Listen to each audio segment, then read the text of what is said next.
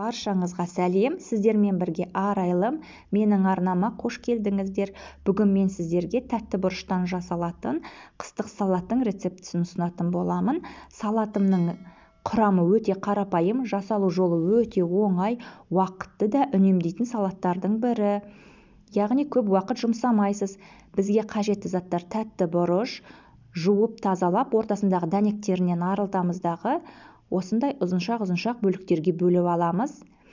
Арнама тіркелмеген болсаңыздар тіркеліп, видеомды соңына дейін қарап, лайк басып, комментарий жаза отыруларыңызды сұраймын. Ендігі кезекте маринатымызды әзірлеуге кірісеміз.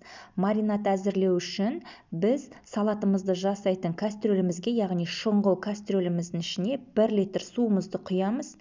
Үстіне 250 грамм қантымды салдым. 200 мл сұйық майымызды құямыз. 2 ас қасық өлшеп тұз саламыз.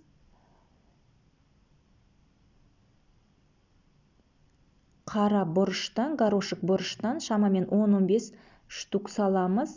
Және де лавр жапырағынан дәміне қарай бір 4-5 салсаңыздар жеткілікті. Және де мен осындай қалампыр салдым, бірақ бұл міндетті емес. Гвоздика бір 5-6 штук гвоздика саламыздағы, араластырып оттың үстіне қайнатуға қоямыз.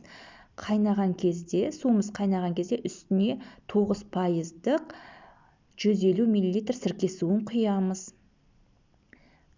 Осы маринатымыз қайнаған бетте үстіне жаңағы алдын ала туралып алынған бұрышымызды мен бәрін бір-ақ салдым.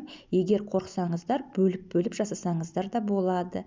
Мінекей бәрін бір-ақ саламындағы араластыра отырып, суымның қайнағанын тосамын.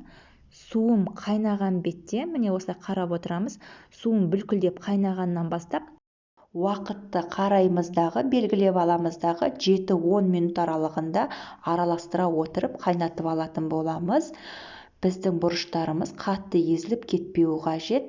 Осы 7-10 минут бізге жеткілікті. Міне біздің бұрыштарымыз осылай болуы қажет.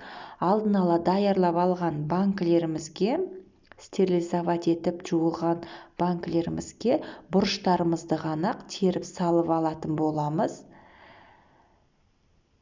Мінекей барлығын теріп салып алдық. Банкімізге лавр жапырағын салмай-ақ қойсаңыздар да болады. Барлық қажетті минералдарын ол суға беріп болды. Мінекей біз банкімізге салдық. Енді жаңағы маринатымызды отқа қойып, тағы да сақырлатып тұрып қайнатып аламыз.